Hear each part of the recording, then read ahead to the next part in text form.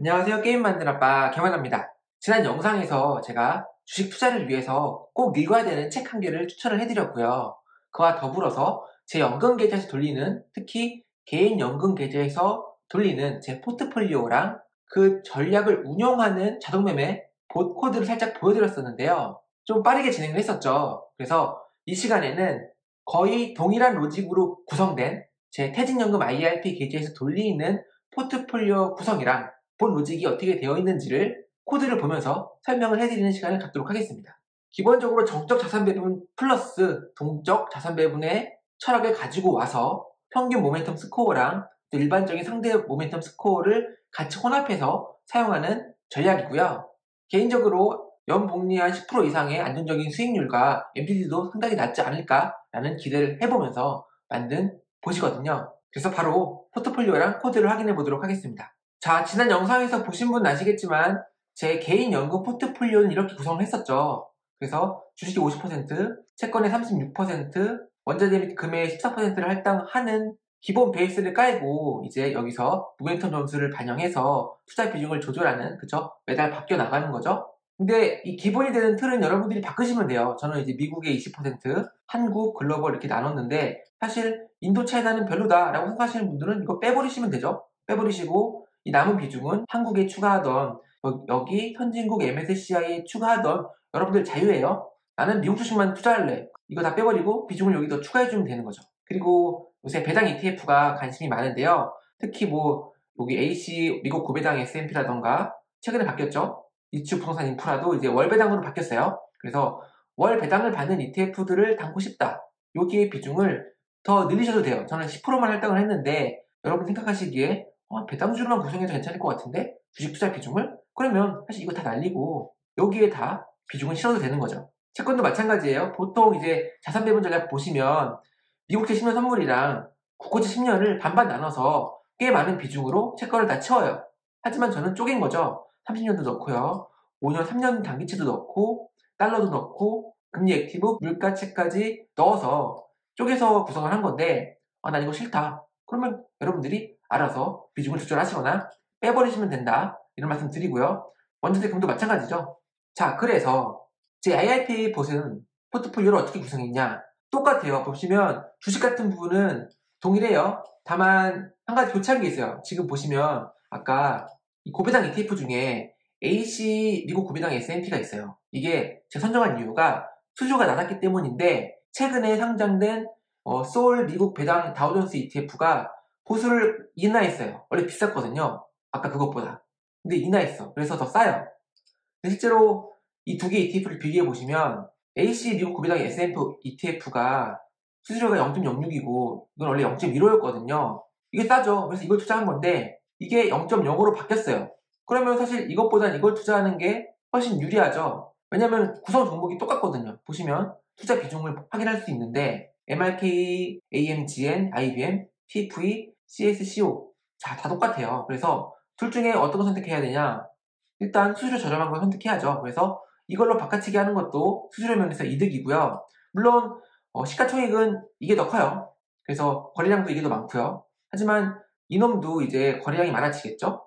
그리고 상장된 지 얼마 안 됐기 때문에 운영 성과는 아직 비교를 할 수가 없지만 똑같겠죠. 왜냐면은 구성 종목이 똑같으니까요. 자, 그래서 요 AC 미국 고비당 S&P에서 요 솔로 과감하게 교체를 한 거예요. 그래서 저는 이제 돌리고 있기 때문에 다음번 리밸런싱 할 때는 아까 AC 미국 고배당은 팔고 이제 소울 미국 배당 다우존스로 바꿔치기 하겠죠. 자동으로요.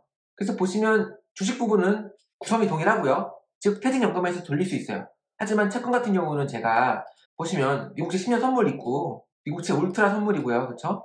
선물로 된 ETF는 퇴직연금 계좌에서는 투자를 할 수 없기 때문에 어쩔 수 없이 대체제를 찾은 거죠. 그래서 미국채는 코덱스 200 미국채 혼합으로 대체한 거예요. 물론 여기에는 한국 주식의 비중이 들어가 있어요. 이게 한국 주식 코덱스 200이랑 미국채를 특정 비율로 혼합한 거기 때문에 아무래도 한국 투자 비중이 높아졌겠죠. 그래서 여기서 투자 비중을 좀 뺐죠. 그리고 그 부분 이외에는 거의 동일해요. 원자재 금도 선물 ETF는 투자할 수 없기 때문에 구리 실물이랑 미국 S&P 원생산 기업의 원자재 같은 경우는 대체 투자했어요. 그리고 금도 금 현물로 바뀌었죠. 여기까지 포트폴리오 설명은 끝났고요. 자, 그리고 포트폴리오 구성은 이렇게 하시면 되고요. 그리고 모멘텀 스코어 구하는 거. 지난 시간에 설명드렸지만 제가 할 게 일단 평균 모멘텀을 구해서 각 종목의 투자 비중을 정하고요. 그렇죠. 예를 들어 이 KB스타 미국 S&P 500의 평균 모멘텀 스코어를 구했는데 평균 모멘텀 스코어가 0.5가 나왔다. 그러면 10% 투자하는 게 아니라 절반인 5%만 투자하게 되는 거죠. 나머지 남은 5%는 현금으로 가지고 있는 거예요. 이것도 마찬가지고요. 여기 평균 모멘텀 스코어를 구했더니 0.25가 나왔다. 즉 4분의 1로 준 거죠. 그럼 1% 투자하고 3%는 현금으로 가지고 있는 거예요. 그래서 모든 종목을 다 평균 모멘텀 스코어로 투자를 하는 거예요. 그래서 그 부분이 바로 이 부분이거든요. 평균 모멘텀 스코어를 구하는 로직이 제가 이렇게 구성해놨어요. 평균 모멘텀 스코어가 뭔지 모르시는 분들은 지난 영상을 보시면 되고요. 그런데 문제가 뭐냐면 하도 투자에 관심이 많다 보니까 신규 상장된 ETF들이 많아요. 괜찮은 ETF들이 계속 신규 상장되기 때문에 그 ETF를 우리 포트폴리오에 포함시키고 싶잖아요. 그래서 포함시킨 거죠. 사실 이 소울 미국 배당 다우존스도 상장된 지 얼마 안 됐고요. 번호가 4로 시작하는 거는 비교적 최근에 상장된 ETF예요. 이것도 마찬가지고요. 제가 여기서 운영하고자 하는 거는 10개월 평균 모멘텀인데 상장된 지 얼마 안 된 거는 10개월 데이터가 있을 수가 없잖아요. 그래서 일단은 상장된 지 10일이 안 된 거는 그냥 0.75로 가정하고 비중을 픽스 시켜 놓은 거고요. 잘못됐죠? 그리고 이게 10일이 지나면은 그래도 데이터가 10개가 생긴 거잖아요. 그럼 이거를 10등분해서 그거 기준으로 평균 모멘텀 스코어를 구하는 거예요. 만약에 20일이 되면은 ESC 건너뛰면서 10등분 해가지고 평균 모멘텀 스코어를 구하고 나중에 10개월이 꽉 차면은 그때는 정상적으로 10개월 평균 모멘텀이 구해지겠죠. 하지만 그 전 기간에는 이 기간을 10등분으로 쪼개서 평균 모멘텀 스코어를 구하게 해놨다. 이렇게 이해하시면 돼요. 그래서 투자 비중을 이렇게 정해주는 거죠. 제가 제 개인 연금 계좌에서는 솔직히 동일해요. 그래서 평균 모멘텀 스코어를 구해서 0.5면 0.5를 곱해줘서 10% 투자할 거면은 5%만 투자하는 거죠. 근데 제 퇴직연금 계좌에서는 약간 이 비중을 줄였어요. 뭐냐면은 기본적으로 0.5는 깔고 가자는 거예요. 예를 들어 평균 모멘텀 스코어가 0이면은 아예 투자하지 않는 거거든요. 그러면 내 포트폴리오에서 아예 빠지는 거예요. 이게 싫다. 나는 그래도 다 파는 것보다는 적어도 50%는 투자하고 있을래. 그럼 여기 0.5를 기본으로 깔고 평균 모멘텀 스코어가 1.0이면은 그쵸? 0.5가 되는 거죠? 그럼 0.5, 0.5 더하기 1 해가지고 전체 비중이 나아지는 거죠. 이걸 직관적으로 하기 위해서 이렇게 바꿔볼게요. 0.5로. 자, 같은 말이죠. 즉 이거예요. 디폴트로 나는 50%는 투자할래. 이렇게 하면 이렇게 하시면 되는 거예요. 평균 모멘텀 스코어가 0이 나와도 디폴트로 50%는 투자할 거다. 할당된 투자 비중에서. 그러면 이렇게 구성하시면 되고 나는 한 3%, 30%만? 30%만 기본으로 깔고 나머지 70%는 그쵸? 70%의 비중은 평균 모멘텀 스코어에 따라서 비중을 정할래. 그럼 이렇게 하시면 되는 거예요. 일단 저는 이렇게 50%는 기본적으로 아무리 평균 모멘텀 스코어가 0이어도 내 자산의 50%는 투자하겠다라는 거죠. 이해하셨죠? 그래서 이렇게 구성한 거예요.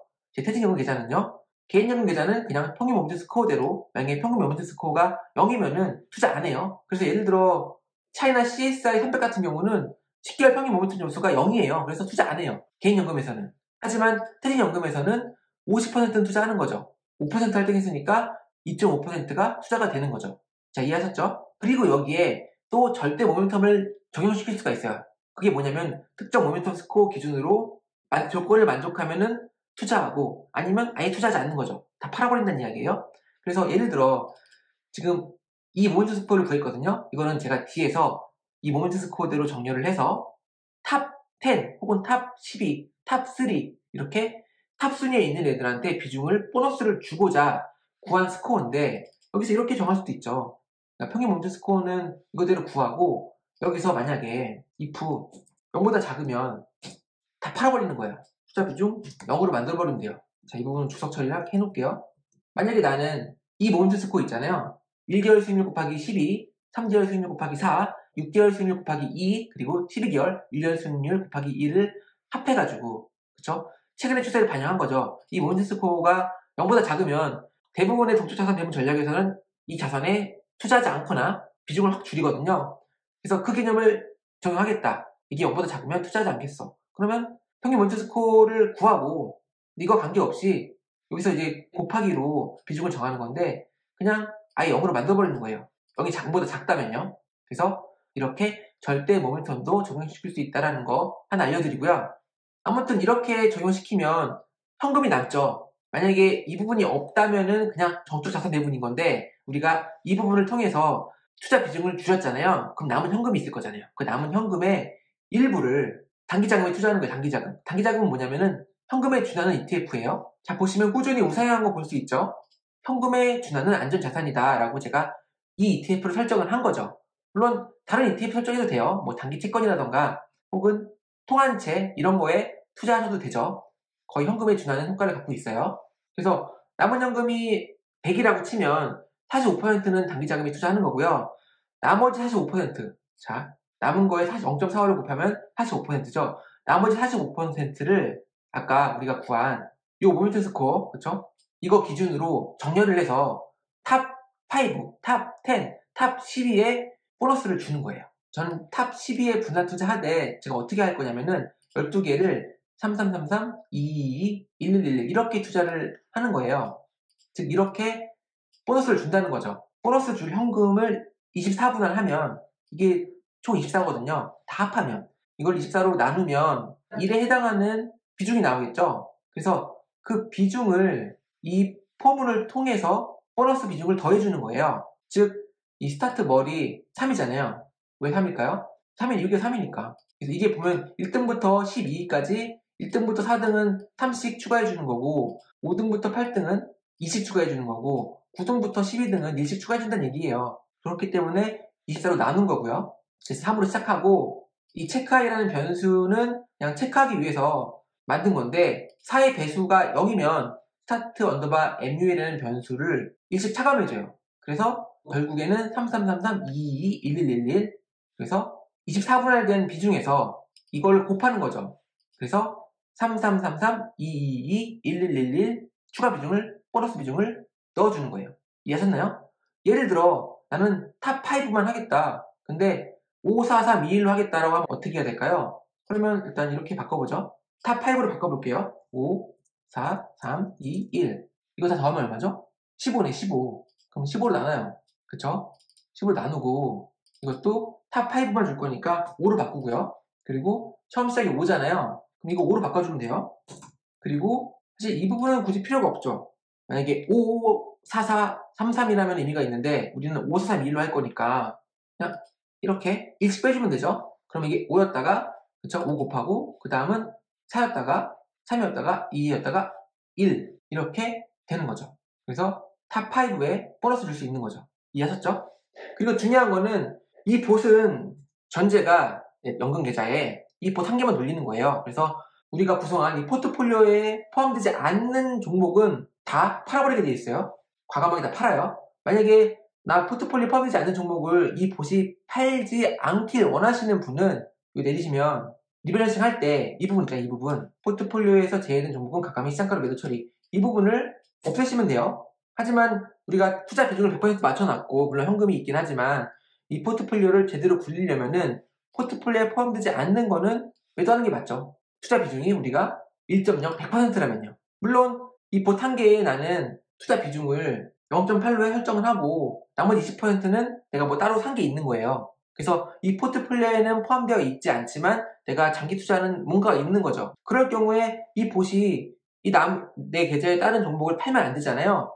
그럴 때는 자 이렇게 파는 부분, 매도하는 부분을 막아주시면 돼요. 이해하셨죠? 일단은 다 팔게끔 처리해놨어요. 이거는 내 개인 연금 계좌도 마찬가지예요. 보시면 여기도 있죠. 그래서 이 점만 기억해 주시면 되고요. 저는 투자 비중 100%로 해가지고 1.0을 해놓고 이 봇을 돌리고 있다. 물론 언제든 저도 또 다른 아이디어가 있다거나 새로운 좋은 전략이 있다면 바꿔치기 할 거예요. 다만 현재 이 시점에서는 이렇게 돌린다. 그래서 이거를 여러분들한테 공유한다 라고 이해하시면 되고요. 실제로 제가 제 계좌에서 돌리는 거 체크해보면 지금 평균 모니터 스코어랑 여러가지 데이터를 가져오는 게 보이죠? 탑 12위가 이렇게 정해진 거고요. 1등은 국호채, 2위는 선진국 MSCI, 3위는 글로벌 자원 생산기업 이렇게 되는 거죠. 그래서 여기에 추가적으로 보너스를 줬다. 얼마큼? 1.5, 1.5 이렇게 그 다음엔 1.0, 1.0 이런 식으로 추가 비중을 줬고 그래서 결국에 투자 비중이 정해져서 이렇게 리밸런싱을 한다. 그쵸? 3개 팔아야 되고, 1개 팔아야 되고, 6개 사야 되고, 물론 자동으로 하는 거죠.